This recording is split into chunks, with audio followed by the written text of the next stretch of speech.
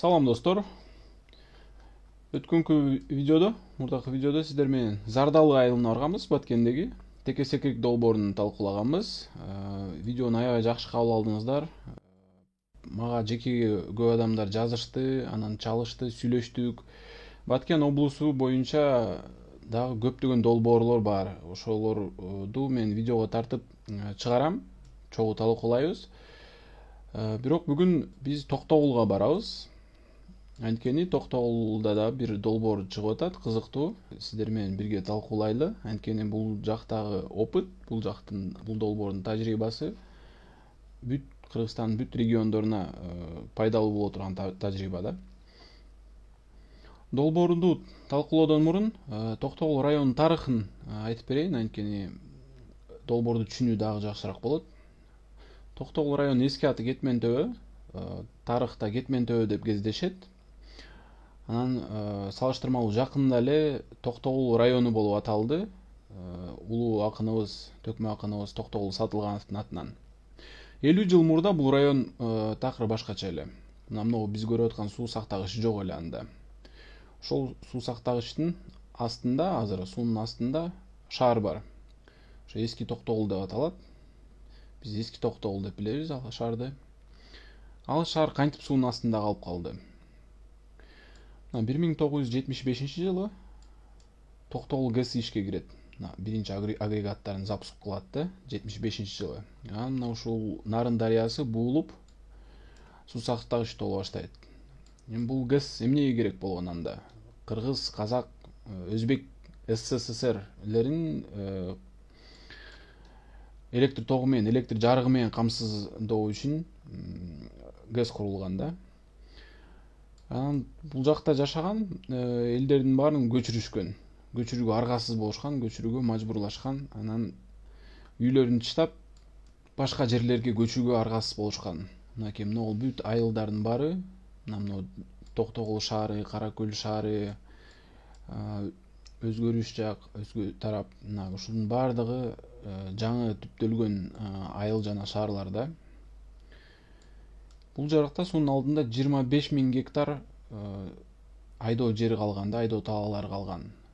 Суусу бар, суусу кенен, эч кандай кемчилик жок.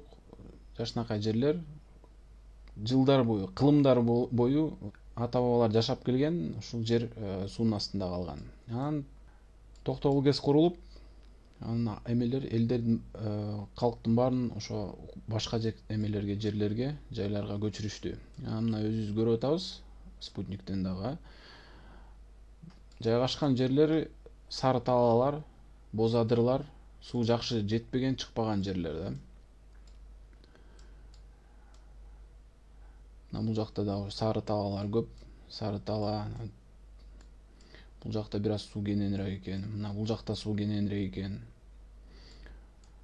Бирок көпчүлүк учурда сары талаа да, 25 000 гектарга жетпейт бул жак. Эми ушул суунун астында калган 25 000 гектарды бир аз болсо да компенсация кыла турган долбоор экен. Азыр биз кеп кыла турган. Бул мына Кара Суу дарыясынын, Кара Суу суусунун могул сары талааларга ыргытуу боюнча долбоор болот, буйруса. Кара Суу дарыясы боюнча айтып берейин. Мына бул могул көлдөрдөн башталат бул дарыя. Мына Капкаташ Кичи көл деп биз билебиз. Анан Кара Суу көлү, Чоң көл деп билебиз. Ушул көлдөр суу топтойт да, табигый. Буларды эч ким тоскон эмес, ошо жараткан тарабынан тосулуп калган көлдөр да. Мына табигый дамба. Анан ушул дамбанын түбүнөн жылчыктап, мына Кара Суу суусу башталат да. Кара Суусунун башы ушул жерде деп койсок болот. Анан бул Кара Суу ушундай агып келет. Анан мына Капчыгайды аралап, Каракөл шаарын аралап, сууга түшөт. Нарын суусуна түшөт. Бул сууну айдоо талаалары үчүн эч ким пайдаланбайт деле, анткени бул Каракөл шаары айдоо талаалары аз да. Бир аз жер бар, бир аз тегиз жерлер бар, бирок көп эмес. Бул айдоо талааларга, жерге сууну колдоноюн десе да жер жок бул жакта. Бул суу ошондо түз эле Нарын дарыясына куюлуп атат. Анан мурда долбоор бар болчу экен. Бул илгери эле эме бирөөнүн оюна келген долбоор экен. Кара Суу дарыясын туннель аркылуу ушул могу Сары Талаага, Саргы Ата айылынын жогорусуна, мына Камбар Ата айылынын шаарчасынын жогорусуна ыргытуу боюнча долбоор экен. Анан мындай карай турган болсок, бир нече вариантын карап көрдүм ушул сууну ыргытуу боюнча бул жака. Көлдүн өзүнөн алып ыргытсак болот. Туннель 6000 метр болот экен. Бирок бул жерден биз жаратылышка кийлигишебиз. Бул жерден эгер көп суу алып бере турган болсок, көлдүн деңгээли түшүп кетет, кайра ала албай калабыз дегендей. Анан бул жерден алсак болот сууну 7000 метр, 7000ден ашык. Бирок узагыраак болуп атат бир аз.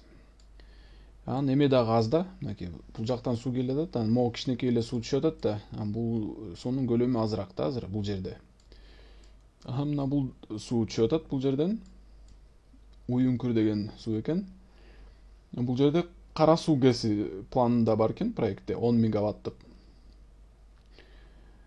Бул да бирок ишке ашпай келет бүгүнкү күнгө чейин. Ушул жерге бул суу түшүп атат, бул жерде суу көбөйүп атат бир аз. Анан дагы ылдыйраак түшсөк, мына бул жерден Шарылдак деген суу түшүп атат, Кара Сууга кошулуп атат. Анан ушул жерден эң жакын жер болот экен да, мына бул жака.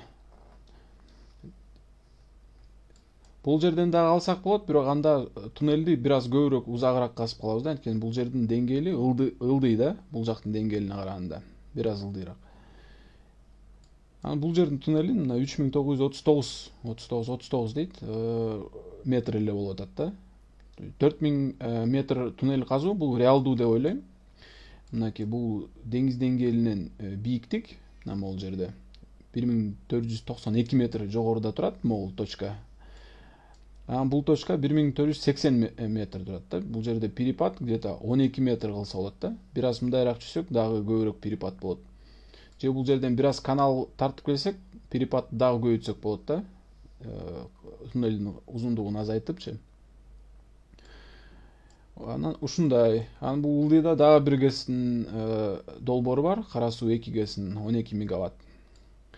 Бул мегаваттар боюнча түшүндүрүп коеюн. Мына Кара Суу 10 мегаватт болсо, 10 мегаватт бул эмеге бараарда 100 000 лампочка бар го, кадимки эле лампочкабыз 100 ваттык биз колдонгон. Ошол 100 000 ватт, 100 000 лампочканы күйгүзө алат да. Могул бир ГЭС эле ошо 100 000 ошондой лампочка күйгүзөт, салыштырмалуу.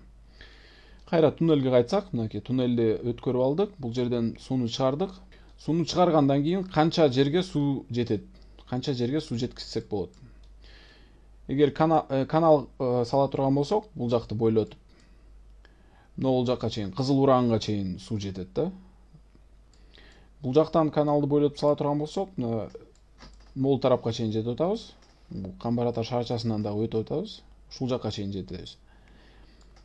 Анан могул жерде ортодо түп-түз тегиз жерди көрүп атабыз, колдонулбай келген.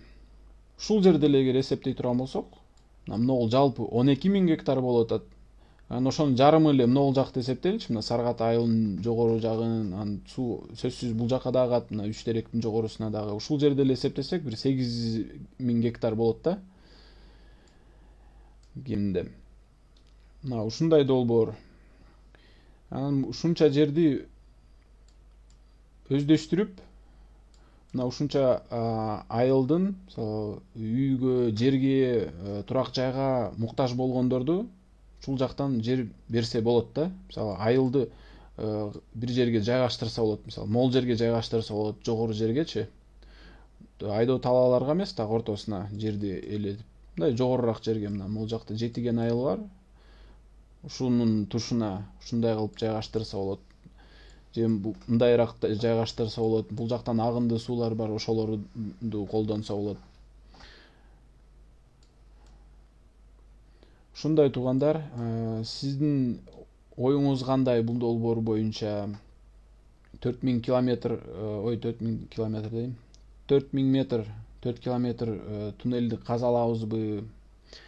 Ушул долбоор боюнча ким эме жардамчы боло алат? Комментарийге жазыңыздар, талкуулайлы. Анан кээ бир адамдар чыгат экен, лайк басыш үчүн эме топтоп атасың депчи. Мага лайкыңыздардын кереги жок. Болгону сиздердин оюңуздар, пикириңиздер керек. Анан мондай маалыматты мен жалпы кыргыз элине бөлүшкүм келип жатат. Анткени ушундай пайдаланылбай келген жерлерибиз аябай көп. Биздин 90% жерибиз тоолуу. Ошонун бир 10% тегиз жер, бирок ошо 10% жерибизди дагы толук пайдаланбайбыз да. Кийинки видео Баткен боюнча болот. Баткенде да 4000 метрдик туннель бар. Ошол туннель боюнча болот.